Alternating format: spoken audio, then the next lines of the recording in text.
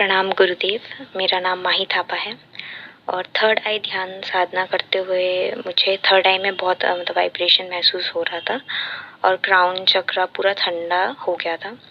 और जब पहले दिन आपने थर्ड आई ध्यान साधना कराई थी, तब आपने जब उंगली से थर्ड आई को हल्के हल्के घुमाने के लिए कहा था, तब जैसे ही मैंने अपनी उंगली थर्ड आई पर रखी, तभी मुझे इस गैलेक्सी जैसा दिखाई देने लग गया और जैसे ही मैंने उंगली हटाई तो वो भी हट गया।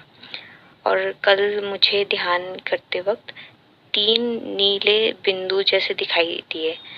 मतलब पूरा अंधेरा था और पूरा अंधेरे में नीले बिंदु दिखाई दिए और गले से लेकर सिर तक ऐसा लग रहा था जैसे कोई मुझे ऊपर की तरफ खींच रहा हो। मतलब बहुत ही एनर्जी महसूस हुई और एकदम गले से लेकर सर तक पूरा ऐसे खींच लिया एनर्जी से।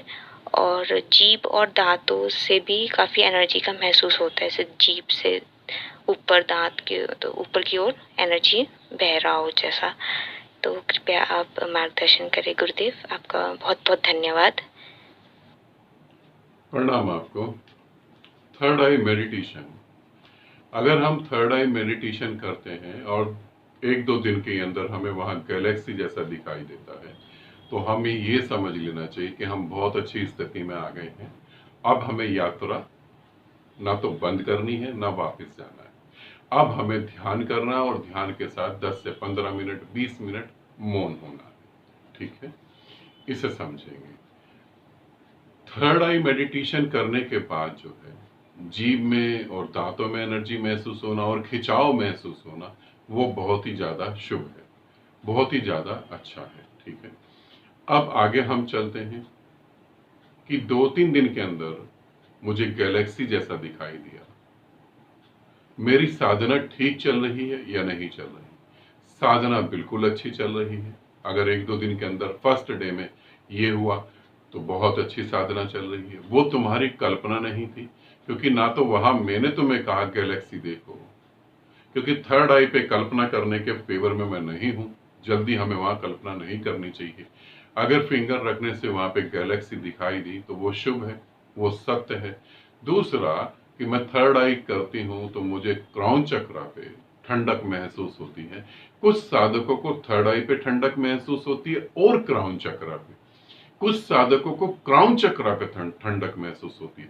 तो जिन साधकों को क्राउन चक्रा पे भी ठंडक महसूस होती है और थर्ड आई पे भी ठंडक महसूस होती है, तो यहाँ पर ये सभी साधक ये समझ लेंगे कि अब आपको थर्ड आई के अनुभव ज्यादा नहीं होंगे। समझ रहे? अब आपको थर्ड आई के अनुभव ज्यादा नहीं होंगे। अब सीधा आप समाधि में उतर जाएंगे, आपको समाधि घटित हो। थर्ड आई के एक्सपीरियंस जो होते हैं अब वो बहुत कम होंगे। 0.1% हो गए तो हो गए, नहीं तो आप जो है सीधा समाधि में उतरेंगे।